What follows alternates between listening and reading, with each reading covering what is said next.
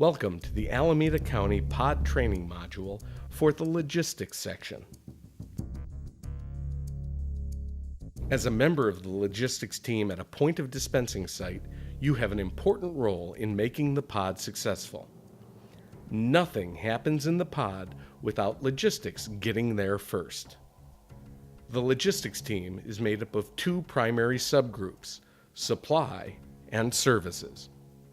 Since many logistics functions must be carried out simultaneously, the logistics section chief will need to delegate a good deal of authority.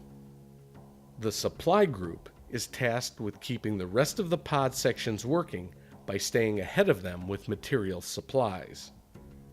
The services group has roughly the same task as it applies to people and services. Both groups are essential in every area of the pod to set up and staff physical workstations and keep them functioning. The logistics supply group has three basic units: general supplies, pharmaceutical supplies, and runners who transport the supplies. Pharmaceutical supplies require special treatment. Medications need to be tracked closely to comply with pharmacy laws and practices. Many of them also require refrigeration or temperature control.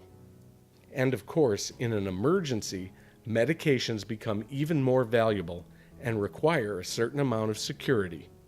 Since the pod revolves around dispensing medication, managing pharmaceutical supplies is a critical responsibility. The pod can continue to fulfill its mission if it temporarily runs low on any other supply, but not medication. The general supplies group is in charge of all other materials that make the pod work. They must receive, store, and stage a wide variety of supplies. Experts in inventory management are good people to have in the supplies group. The runners, of course, have the responsibility of safely getting the supplies from the staging area to the pod units. The other group in logistics is the services group, providing support in four areas: personnel, communications and IT, food service, and maintenance. The logistics personnel unit handles all staffing needs in coordination with planning. This may include checking staff in and out. As staff arrives, they'll be asked to complete a volunteer registration form. Based on their skills and credentials, the personnel unit leader will assign staff their positions.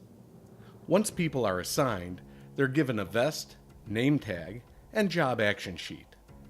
The personnel unit also handles training and ensures completion of paperwork, such as the disaster service worker documentation. Future shift staffing needs and demobilization should be coordinated with both planning and command. The communications and IT unit has the responsibility of setting up and making sure that pod communications and computer equipment are in place and functioning. This probably means a lot of batteries and recharging, as well as hardware, software, and connection troubleshooting. Communication is essential and not always easy to maintain. Fortunately, there are many communication options typically available, and the communications unit should make sure they always have a plan B. And unlike expendable supplies that make up much of the supply team's inventory, communications equipment needs to be signed out and returned. The food service unit has responsibility for the nutritional needs of the staff. Food and water breaks must be coordinated with the city EOC, American Red Cross, or other agencies contracted to provide food and beverages.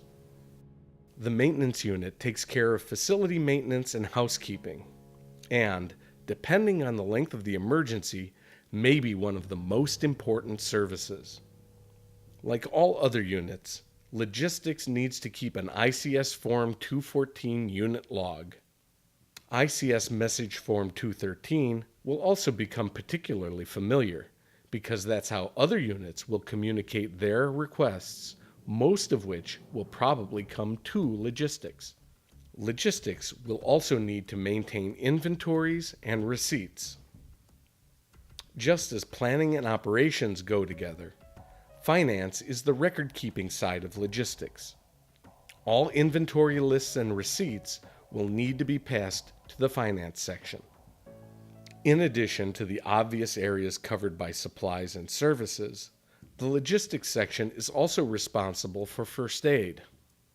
First aid kits fall under the supply group, while first aid providers fall under the services group. Ambulances or other transports from the pod to clinics, hospitals, or other treatment sites are logistics responsibilities. Depending on the need, the logistics team might need to appoint a transport officer to oversee this. Pod security will be provided by law enforcement, who'll coordinate directly with pod command staff. If an ICS emergency required supplementing the police with private security, acquiring security guards would fall under the logistics services group. When the demobilization order comes to close down the pod, logistics will supervise the breakdown and repacking of all equipment and supplies.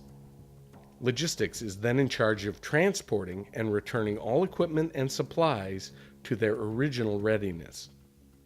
And before the doors are closed, it's the logistics team who ensures that the facility is cleaned and returned to pre-event conditions. From the moment the decision is made to start a pod until the facility is returned to its pre-event status, the logistics team is working.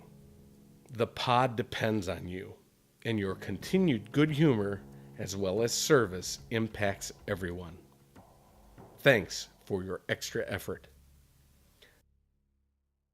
This pod video training series is brought to you by the Alameda County Public Health Department, Office of Public Health Emergency Preparedness, in collaboration with Applied Creative Training, Inc.